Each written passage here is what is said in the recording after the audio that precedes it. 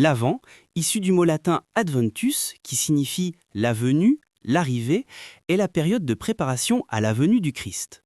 L'Avent ne commence pas le 1er décembre, mais le 4e dimanche avant le 25 décembre, qui est la date de naissance du Christ, Fils de Dieu pour les catholiques. Ce qui a pour conséquence de faire varier le nombre de jours de la période de l'Avent entre 22 et 28 jours selon les années. Cependant, tous les calendriers que l'on trouve actuellement dans le commerce sont déclinés sur un modèle païen, à 24 fenêtres. Au XIXe siècle en Allemagne, dans certaines familles chrétiennes protestantes, il était d'usage de donner aux enfants une image pieuse chaque matin du jour de l'Avent.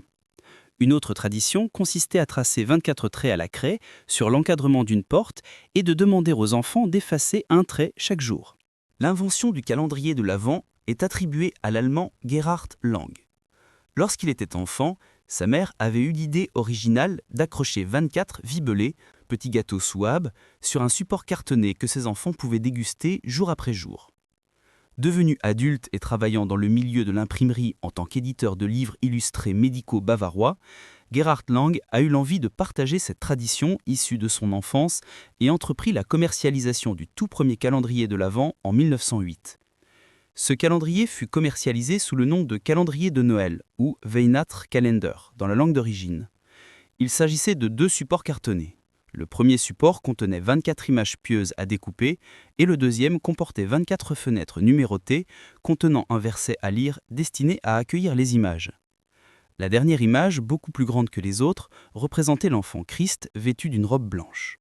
Chaque jour, l'enfant pouvait coller une image dans une fenêtre, et ce jusqu'à ce que la totalité des fenêtres soit complétée, signifiant ainsi que le jour tant attendu de Noël était enfin arrivé.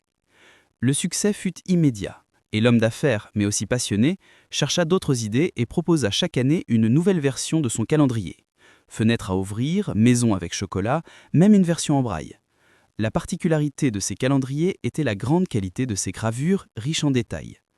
Ce succès donna des idées, et la concurrence d'autres éditeurs ne tarda pas à arriver. Ne pouvant pas résister à la pression des prix de la concurrence, Gerhard Lang dut cesser sa production en 1940. Les images pieuses des premiers calendriers de l'Avent ou Adventskalender ont progressivement été remplacées par des images païennes sous l'influence des événements historiques du XXe siècle. En effet, durant la Première Guerre mondiale, 1914-1918, certaines images illustrant les forces militaires allemandes, soldats, canons, ont fait leur apparition, puis ont été remplacées par des animaux après la défaite de l'Allemagne, pour ensuite ressurgir avec la Seconde Guerre mondiale, 1939-1945, et disparaître définitivement avec la deuxième défaite de l'Allemagne, laissant place à des images plus modernes, pour l'Allemagne de l'Ouest, tandis qu'en Allemagne de l'Ouest, on conservait la tradition religieuse. Avec les années, les images ont progressivement fait place aux biscuits, puis au chocolat, dans les années 50, mais aussi aux petits jouets qui correspondent au calendrier que l'on trouve actuellement dans le commerce et dans de nombreux pays. Aujourd'hui, le calendrier de l'Avent est devenu un phénomène mondial. Chocolat, thé, parfums, bijoux, jouets, bières et même pour animaux. Une tradition simple devenue un univers entier. Et pourtant, derrière toutes ces évolutions, l'esprit reste le même. Rendre l'attente plus douce. Grâce à une mère qui voulait faire plaisir à son enfant et à un imprimeur qui a transformé un simple souvenir en une tradition mondiale.